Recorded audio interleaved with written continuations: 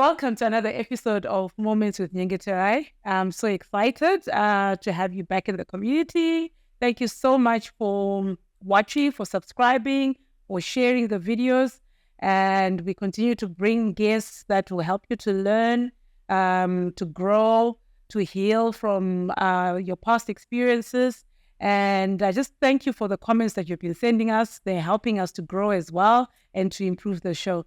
So today I have a very exciting guest. A lot of you have been inboxing me about this topic and wanting to find out more information. So today I have a very amazing guest, a young lady, Cynthia. Cynthia, welcome. Thank you, Nyengeterai. Cynthia, please introduce yourself to our guests, who you are, what you do, Oh, so Cynthia is a mom of 5, married, and currently working as an intern clinical psychologist at Parirenyatwa Group of Hospitals. Wow. I'll start there. Why that career? Why did you decide to follow that path? For me, it has been a journey, a long one. I've been following your other interviews before. Also one of the, should I say, victims of early marriages. So my life was stuck for some time. It was revolving around someone. I didn't know where I was heading to as a person. But later on, before I became this current job, I used to be a teacher for the longest time, I think for 7 good years. Wow. But for me to be a teacher, it was also a hassle where you have to ask Gabby, Shan, to don't go it or something for myself. And you'd say, I'm providing everything, and in which he did. But what about me, the things that I can do for myself? There wasn't anything that could just as me.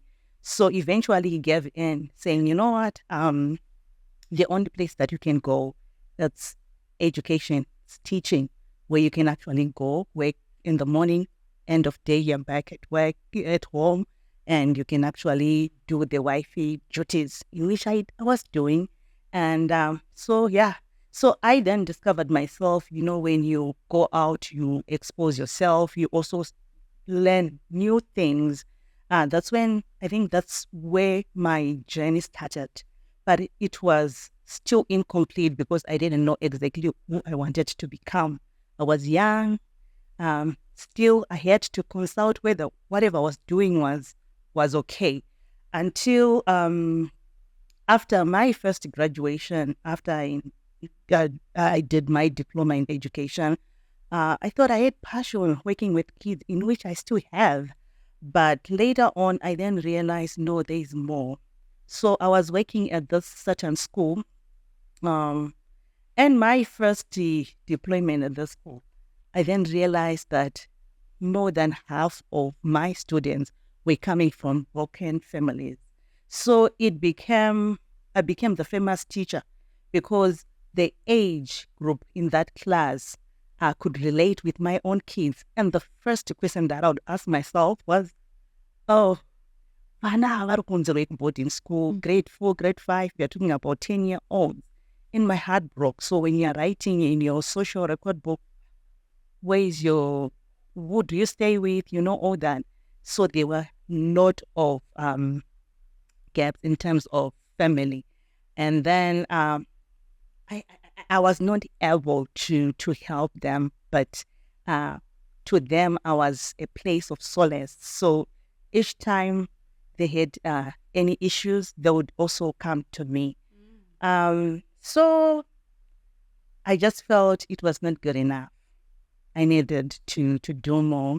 So I did my other master's in child-sensitive and social policies, where we're focusing about children's rights and all. But it was not my area. But the moment I heard of clinical psychology, my heart. Your heart. Yeah, just told me, go for it. The process was very hectic, etc. But I had to do it. And my passion still lies I love working with children. I love working with adolescents because that has been me.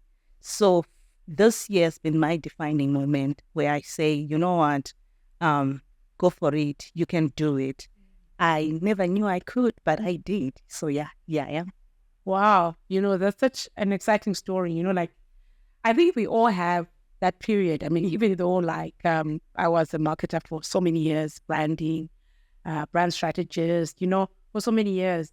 But along the way, I was so passionate. Like every time I had to train or whatever, I'd really get involved in people's stories and really like find myself going home and thinking about it and like researching. That's when I decided to become a life coach. But I never thought when I started my career that I'd ever be a life coach. So I understand and I get what you're saying. So you know what? A lot of like these days, the word trauma is thrown around everywhere. If I'm traumatized or trauma, talk to you. What is trauma? When we say trauma, what is the proper from a psychological background? What is trauma? Okay. So let me start by explaining that we are all a product of our childhood experience. Why do I say that? Because most of the things that we are experiencing now or that we are living is based on our past experiences. So when you're talking about trauma, we always track back to what you have experienced. And in most cases, yes, people misinterpret it, what exactly is trauma, because traumatic and what really traumatizing you?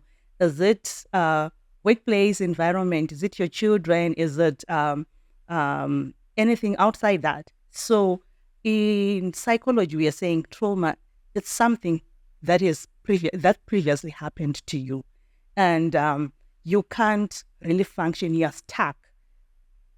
To the extent that whenever you want to make progress, there is fear of, depending with the type of trauma. So there are a lot of trauma. There are plenty. We are looking at child trauma. We are looking at, for child trauma, we are looking at the neglect. If you were neglected during childhood, obviously you would also experience trauma. That's another form of trauma. We are looking at sexual, which is the common one that is affecting a lot of women, where we are saying maybe we're sexually abused in your early years or sexually molested, something around sexuality. You then find out that it then affects even your later relationships, how you relate with others, how you conduct even yourself. Maybe it even affects how your self-worth, your self-awareness, you don't have it. So it all goes back to that. And we also have trauma that is caused maybe by accidents. Yeah, it's something that we need to revisit to that day where that thing actually happened, and we start working with that. Yeah. So when people are talking about trauma, there's quite a lot. I don't know what they were saying in your inbox, but trauma is a broad word. Yeah. I think this new generation is different from my generation, your generation, our mom's generation. So raising our kids the same way that we were raised, we are not going anywhere. We need to understand them. We need that to know that things are also changing. And even those words that are coming out, the narcissistic, we never heard them when we were growing up. So we need to catch up with them and understand them. And it also affects your parenting style as a parent. Which styles are you using? And it differs from one child to the other. Your style, my daughter might find it hard to get along with that. And maybe vice versa when it comes to your own children. And among the children themselves, you find out they've got different personalities.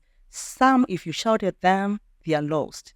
Some need to be calm. Some need a lot of nudging, all that. Mm-hmm. So we need to understand them more and accommodate them more. But what most parents do is to be to you just close it. You don't give them an ear, to let them speak for themselves, to let them express their feelings. So at the end of the day, shutting them down, yes, you're not going to hear anything. And obviously, you'll be told that you're being traumatic. Yeah. Yeah, so that one, yeah, because especially the parenting one, I've got so many teenagers that are constantly inboxing me who were actually asking me to have someone to talk about. They were hoping to talk to their parents, really. So if someone says a parent is a narcissist, what are they saying? What is from your work with young kids, what are these kids saying? I've never came across anything of that sort. But what I do know is they explain how they how the parents are failing to hear them in a way. Suppose let me give an example. Kutimana auya even any report kutkoro and the grades are not as pleasing. You say things that are maybe comparable to the other kid or maybe vamavana story vavo. So at the end of the day, the students are saying, you know what, we are also making an effort. We are also trying our best, but my best is not good enough for them. So the way they push so hard is they are not acknowledged in any way. Most of them, yes. So talking to me as a mother, let's say I'm behaving because you know what, it's like, I think like what you say, that we grew up in a different era. It was just you do A, B, C, you don't question, and nowadays our kids will question us. So sometimes you're forced to bring out the parenting card, how do I now, me at 50, now try and change, I'm now speaking for other women as well, to say, how do we ourselves, I was brought up with a hard fist, what do I need to do now to be able to relate to that kid? Listen, communicate, listen. So most of our parents, they don't listen. They tell you what to do. And then they are saying, you are living under my roof, I'm giving you food, everything, So there's no that a relationship, mother, daughter, father, son, all that, or vice versa. It's like you're being told what to do. Yet they want that safe environment where they can freely express who they are or who they are becoming or their struggles. But in most cases, even when I was still a teacher, I find out most of issues, they were coming from the school. They were being addressed from the school. Yet there is a family structure these children they are coming from.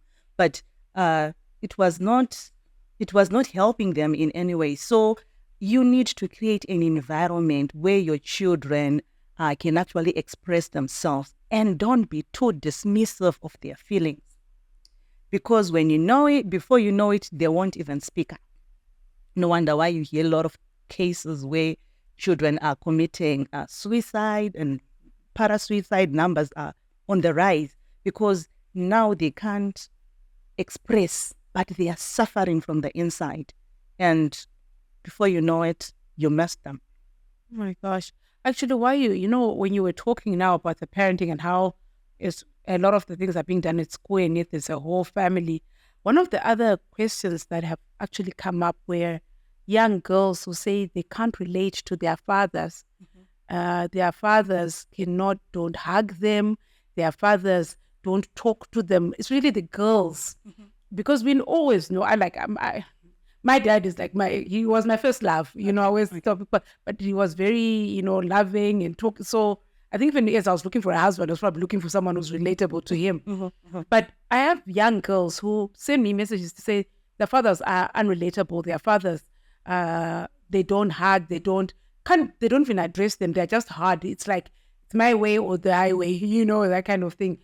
How would you address our African fathers, especially, Black fathers? I find are the ones, especially Black fathers, our generation and probably older, probably some of them are like that.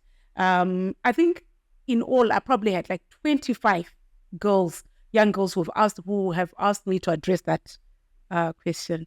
Okay. So the tricky part, like what I was telling you, there's been a generational gap in terms of our fathers, their fathers, maybe our husbands, and now with our children.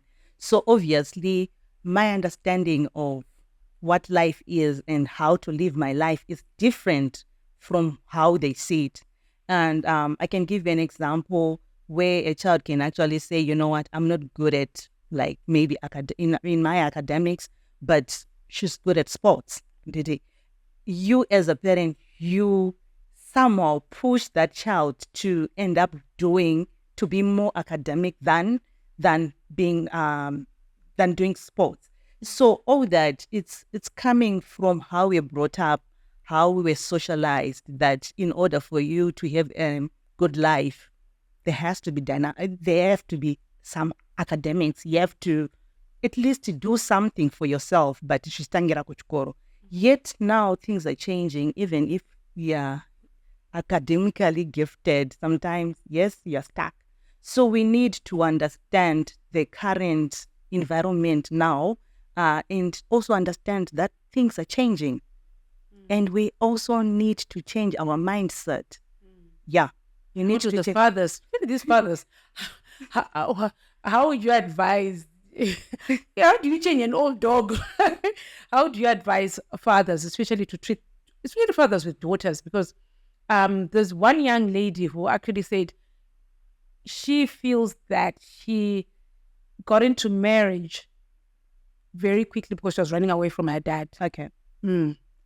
So, you know, Nyenge, in most cases, fathers and their daughters, if they don't communicate whatever they are missing, then obviously we can't tell the dad what to do, because the first step is to communicate how you feel. Is there a platform to discuss how I feel? Is there that platform? Probably there isn't. You know how this, we've come from that era. Most people don't have. I mean, I was different. I was raised in a home where we spoke. I mean, my dad was very open-minded. Okay, but I'm finding these young girls are saying their fathers are not. How do these fathers change? What do we do? Okay, that's maybe where we start from. Maybe involving the third party, someone who's very professional. Because we were talking about trauma, remember, and we're saying some of those things can also be traumatizing, because growing up with this family setup that we have in our hands. So if one parent is absent in raising you, so what you need is the father have to take the fatherly roles, the mother have to take the motherly roles. And I think I've also mentioned the issue of neglect. You are there, but you're not there. And they envy your love, they envy your attention, they envy just us talking, And psychology says, the father and the daughter, they are pretty close, So the moment that we don't connect, we don't talk, it has got some repercussions in the future of this child, especially if the girl and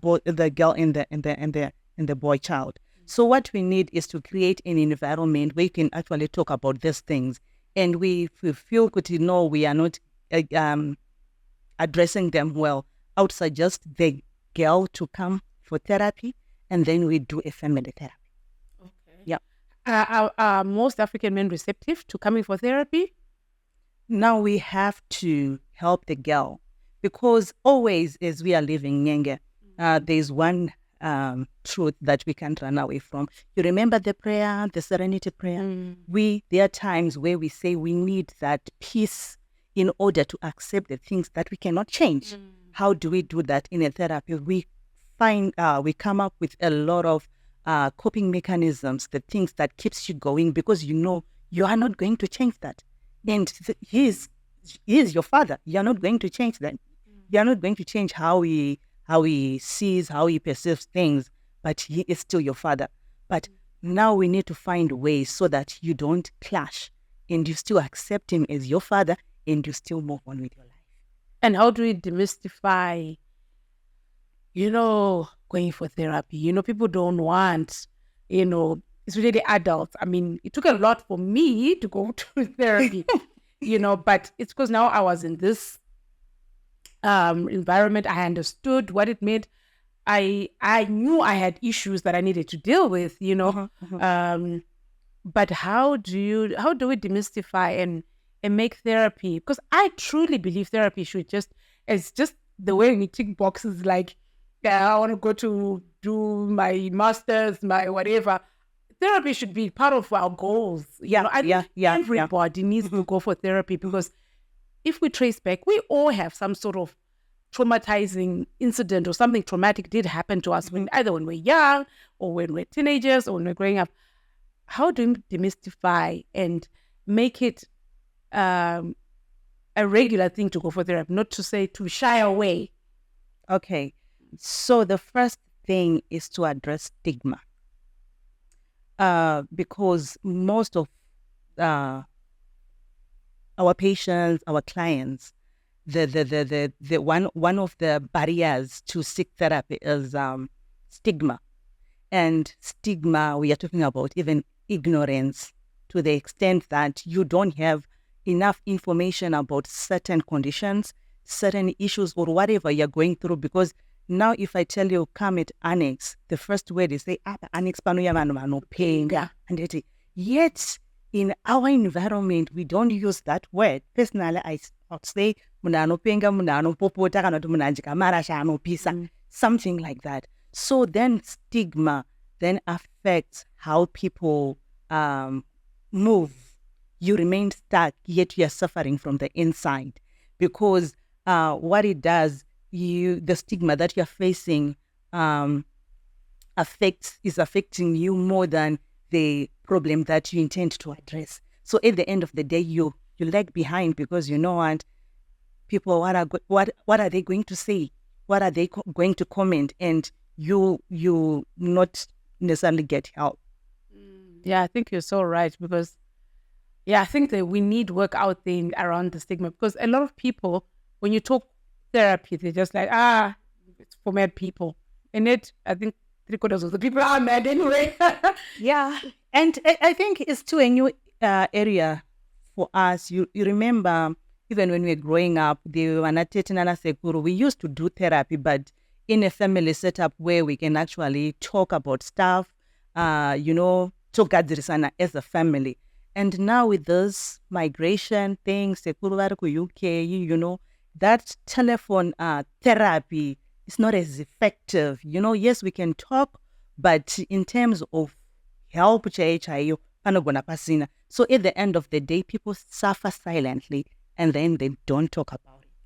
But therapy, yes, that's the way to go. If you look at where we used to be as a nation and where we are now, I think a lot of people, they are getting there. Yes, we cannot safely say that we are there 100%, but yeah, we are going somewhere. Continuing to talk about trauma and therapy, I'll go on to the next question that has been coming up, where I have a lot of adult women who are inboxing and saying, you know what, I was sexually abused when I was young. I can't even, I've never even told my husband. I don't even know how to address this, because one, I find intimacy hard. I can't, I find it unrelatable. Some people have even got 4 kids, and they're still saying that they find it really hard and scary even, and then some of them, because of that, they find themselves being very hard to their kids. They treat their kids differently. Some of them, they are very strict, because they're saying, I'm worried that maybe my daughter might be raped or abused, or, that kind of thing. They're even scared to leave their child with even their husband. And so it then brings in a lot of kind of like almost difficulty between the husband and the wife because of that. But they're saying, I don't know what to do. I I don't know how to address this. Okay. You know?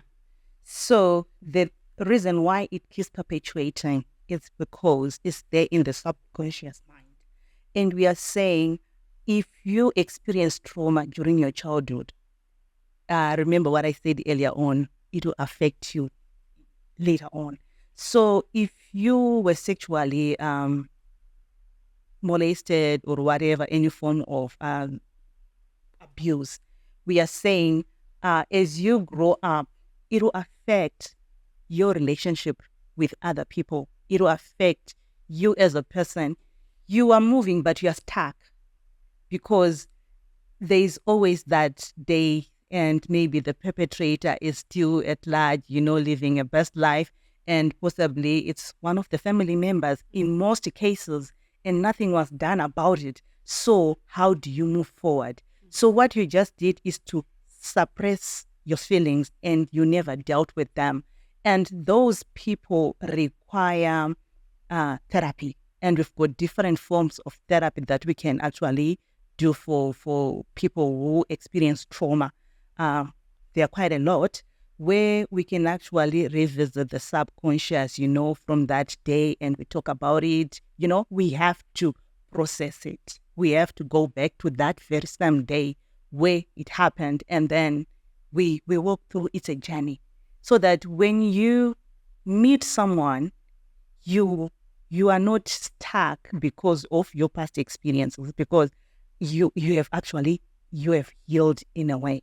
So there is need for therapy for everyone who has been sexually abused at a tender age.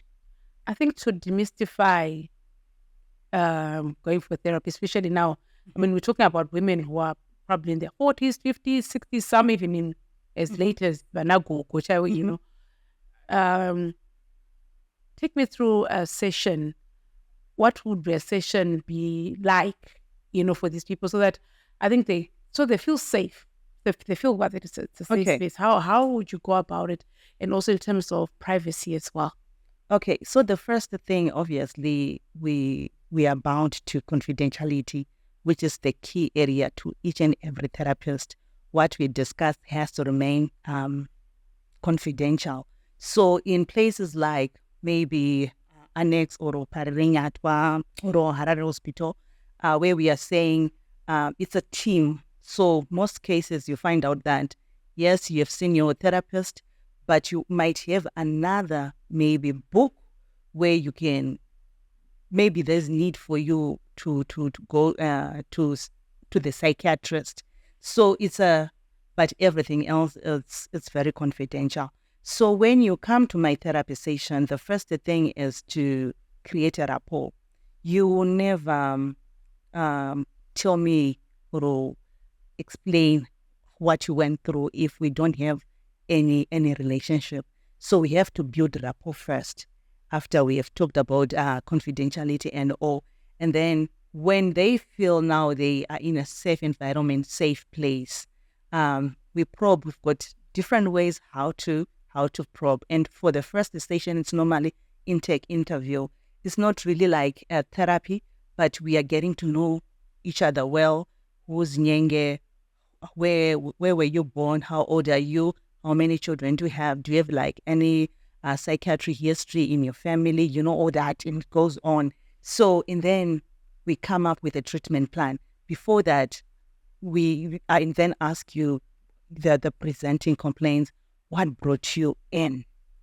You explain. And as you're explaining, I'm also picking up the facial, how you're saying it, everything. There's quite a number of things that I will be picking from that session. And then I come up with a treatment plan. What does this person require? Maybe I've picked this trauma. I think this person might be depressed. And we also have other assessment tools that we can use to prove, this could be depression. And yes, we do an assessment. And if the score is high, how mild, how moderate, or how severe is the depression? So the same with trauma, bipolar, etc. So it's a place where we can actually take step by step, and help each other. And for trauma, it's not a one-day thing. The process is the same thing. And then now we then look at what type of trauma we're dealing with. So it works with which type of assessment. Which one can I use? Can I use the EMDR, which is the common one? What's an EMDR? You don't have to know about it. You just need to know it's some of the techniques that we use and in trying to address in trying to work with a trauma patients. Yeah. So there's quite a lot of assessments that we can do. And some patients, they do come not to tell you their problems, they just come to cry. And then you create that environment for them to cry. And when they are done, I'm done. It's up, then they go.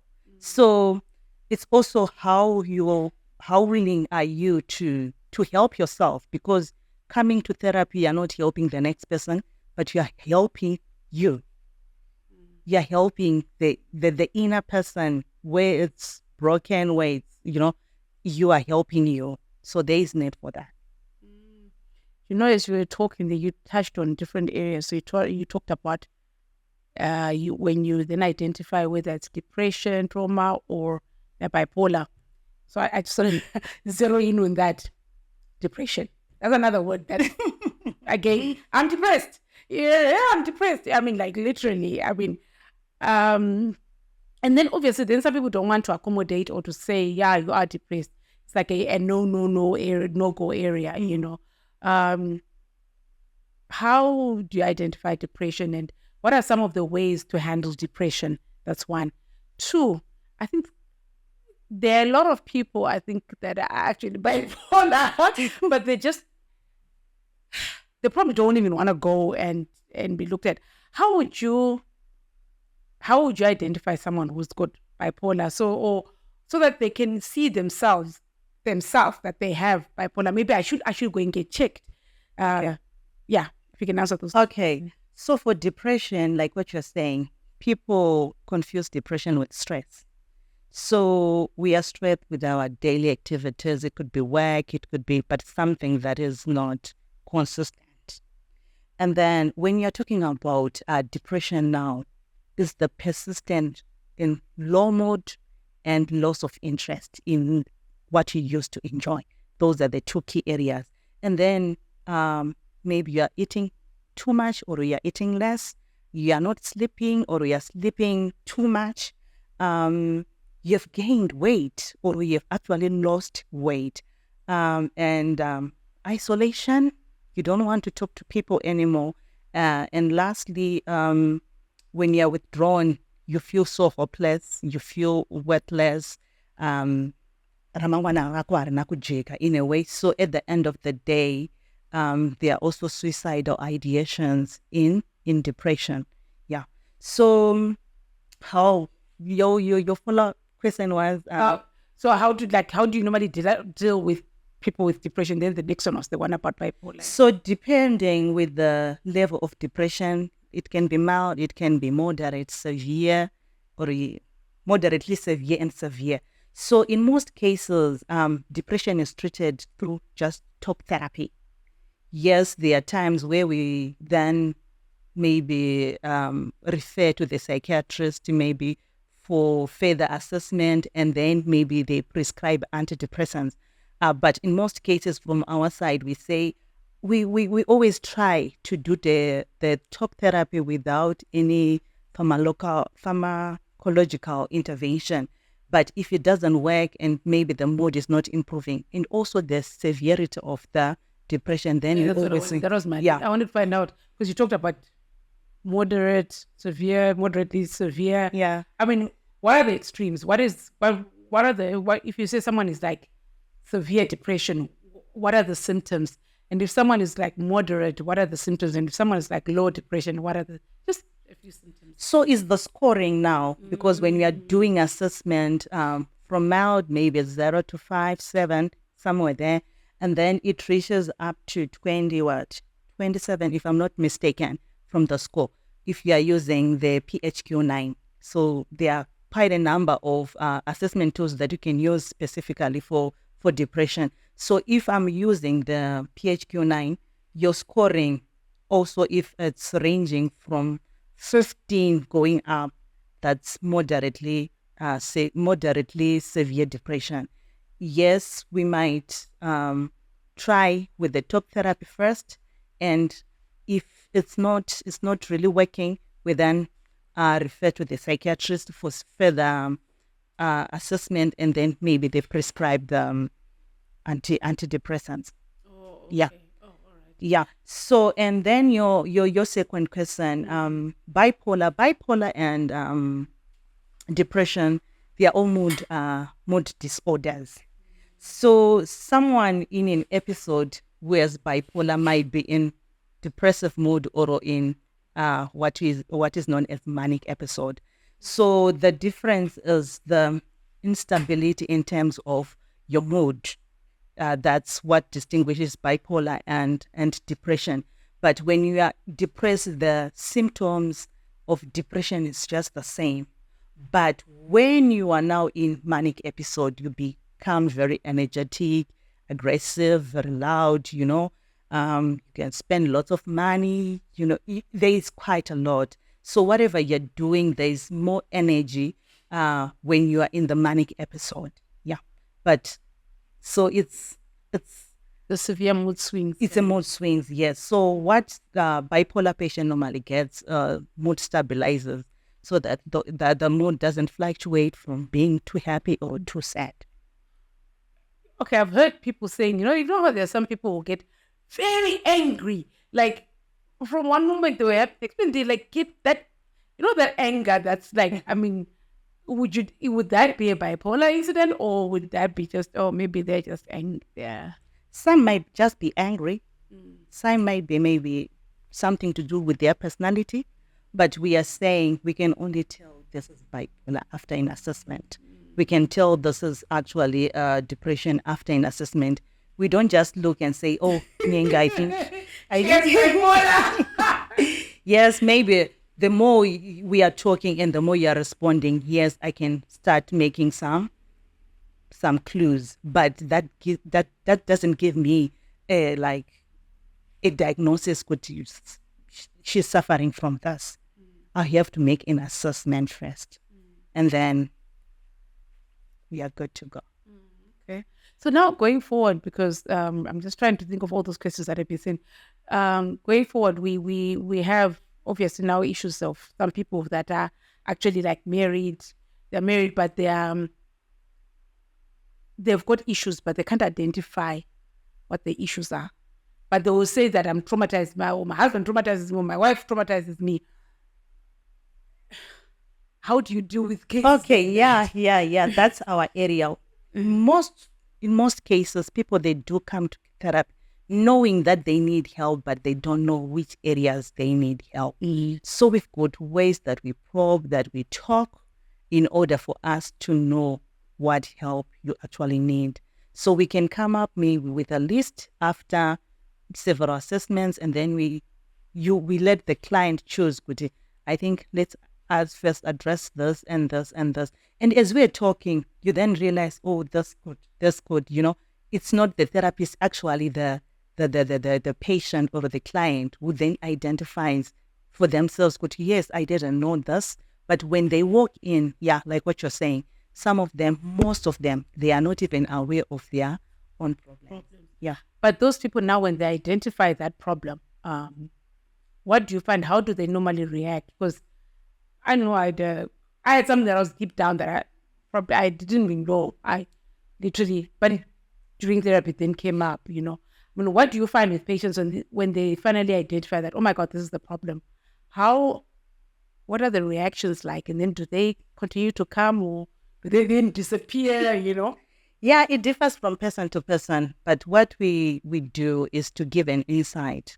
How well versed are you with the condition that we are talking about? And in most cases, I can give you an example for those who are on substance use disorder or maybe substance-induced psychosis, where they know they are using drugs, but they then don't have the insight of the dangers or of the effects of them using substance. So you can't push them that, please understand, but you give them a platform where they have to figure out themselves in a way that they are no longer contemplating, they are ready to give it a try. And then we give it a try. And then after that, there is also another form of therapy like that we offer in the beginning of session. If you are said to be you have major depression disorder or a bipolar or any form of disorder, we give what is known as psychoeducation. So we are saying you were not aware of this condition. Maybe what you were told about this condition is not it, because kune banamayo ma streets, there is Google, there is a lot of, we hear a lot of information from all sorts, but we now create an environment where we actually explain what the illness is. How can you look after yourself? For example, if you are depressed, what does depression mean? The signs, because you have been explaining what you have been feeling. And now, because there is also a guide that says when a person is depressed, we are taking from this. And obviously, when you're explaining now to the client, you are not just saying things from your head. It's something that you're also referring to one of our books, the DSM-5. So in all that, we explain and the need for therapy and what to expect in the therapy, how long our therapy is gonna be, as well as if you are on any medication, we also explain why it's important for you to take the medication, be it like antipsychotics, maybe the antidepressants, any medication that you'll be taking from the psychiatry. We also give psychoeducation, not only to the patient, but also to the caregivers. Because most cases, when you have someone who is not well in the family, it doesn't affect that person, it affects the whole system. So we then also offer therapy sessions even to the caregivers so that they don't burn out. And even when they do, they always find their way back, in helping the other person. So everything else is discussed during psychoeducation. Are people receptive to psychoeducation? I mean, so far, are people receptive to coming, especially the caregivers? I mean, I'm thinking of these kids, especially the kids who've been inboxing me. They say they don't want to go for therapy, but they think their parents actually need therapy. I mean, but how would they approach that kind of subject? Because I think my daughter came and said to me, "Mom, I think you need therapy." Without me thinking about it, I'll probably say, "Are you mad?" What I mean? So they are not always receptive because even outside the examples that you've just given, people are coming from different cultural backgrounds, different religious backgrounds. So there's a thin line between mental health and religion, and a thin line between mental health and cultural beliefs, norms, and values. So there are people, when they do come, most of them, when they do come for therapy, it's their last resort. To some, maybe to some, they were just told, kuti kwakaita munhu anonyatsoziva kuti no mwana ari kutorwara and then mwana kuchipatara anditi. But deep down, they maybe feel kuti mwana akaroiwa, all that. So even if you give the psychoeducation, they are saying, you know what, pane zvatakambonzwa anditi. And remember, when someone is in psychosis, they say things that they are not even aware of, So whatever they are saying, culturally we are saying kuti kana ari kuti uyu ari kumuroya kana kuti ari kudii, because very many hallucinations, delusions, etc. So we then tend to make assumptions, okay, this is happening because of Nengi. So when you then come for therapy, it's like 50-50. We are just giving it a try, but you also want to try it outside the therapy. And there are also instances where they're actually receptive. They actually give in and then they give it a try. It works. And yeah. You know what? I want to follow up on, you talked about two things. You talked about some are Christians, they think they've been bewitched. I want to come from a Christian perspective because I'm Christian. So Cynthia, I'm thinking, I know a lot, especially in the church.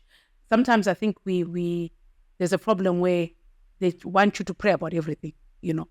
You've got this from pray about it. How do you approach that, especially from a Christian point of view and to the people in the church?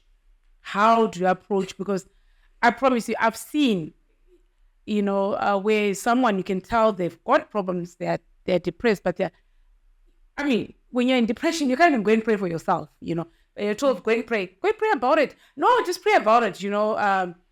And I think that's another word that's just thrown around a lot. Just pray about it. Just pray about it. Or someone does something knowingly.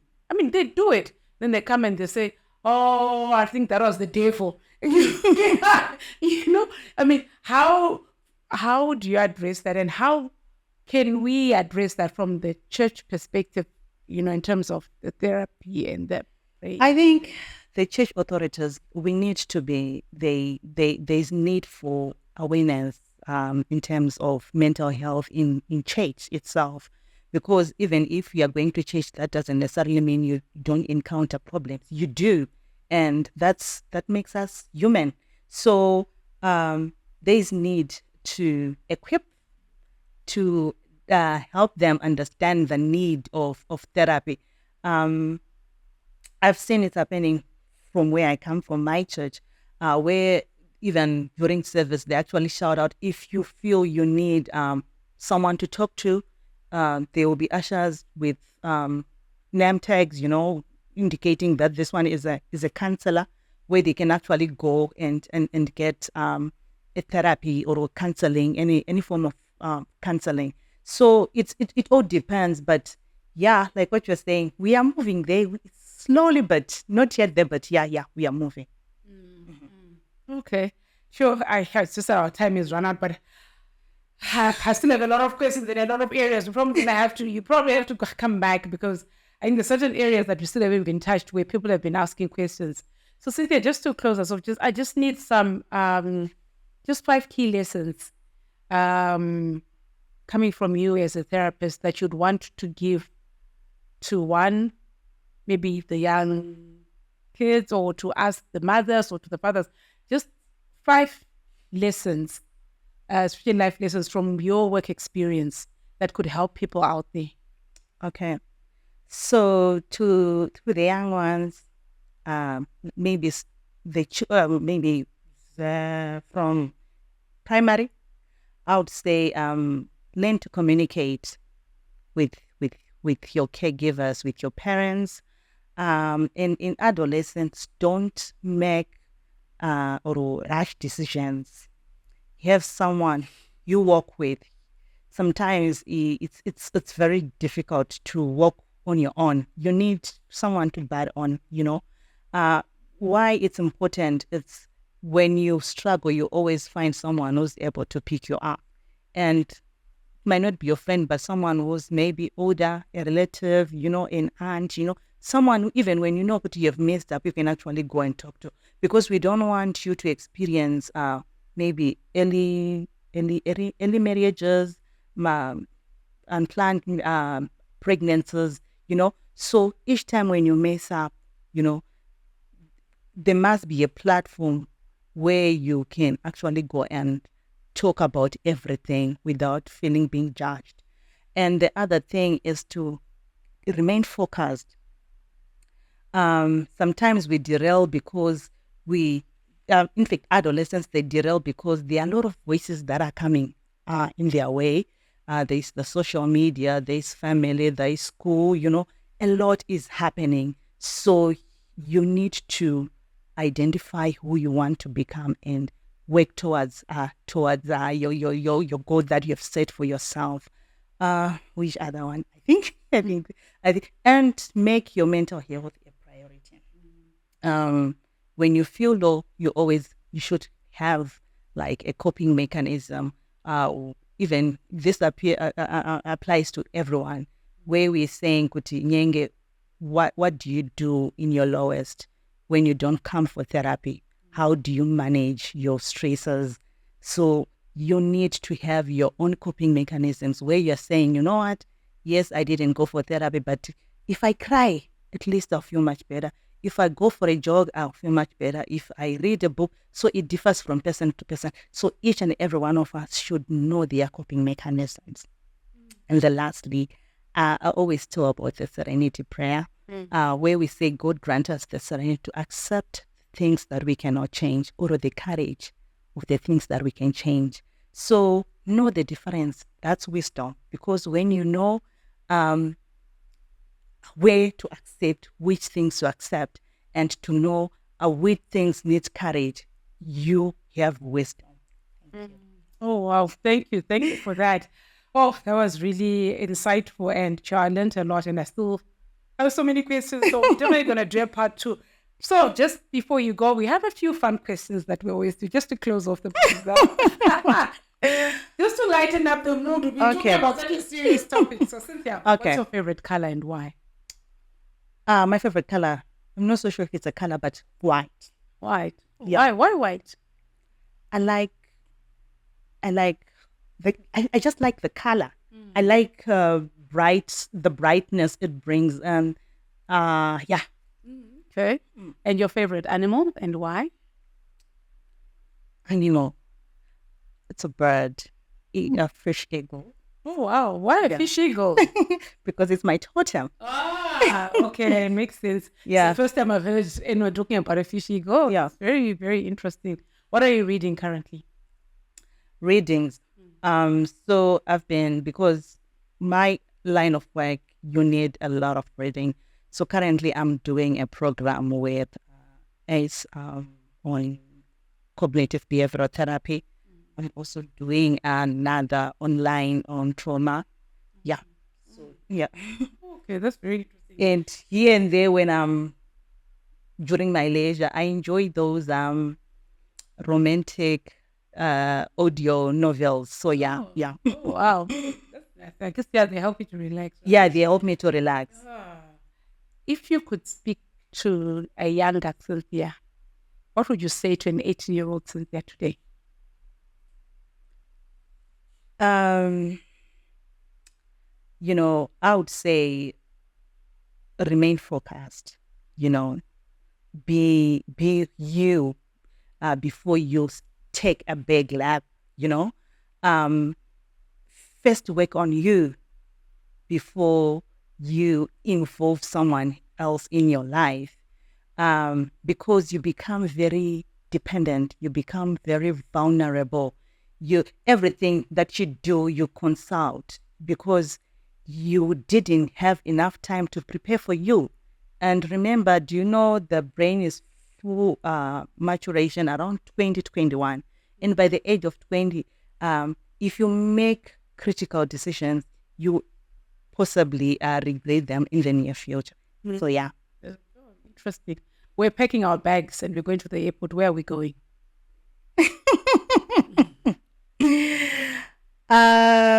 France. Going to France? Yeah, Paris. Wow. To Paris? Yeah. Oh, wow, the romantic city. Yeah.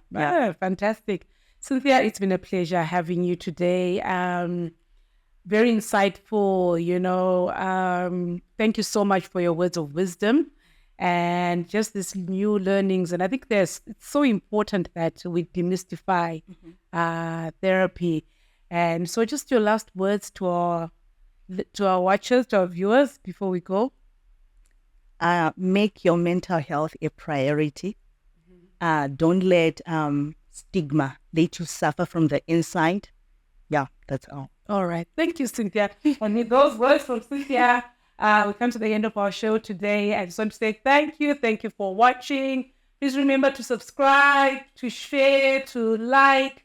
And thank you so much to this community. See you next time.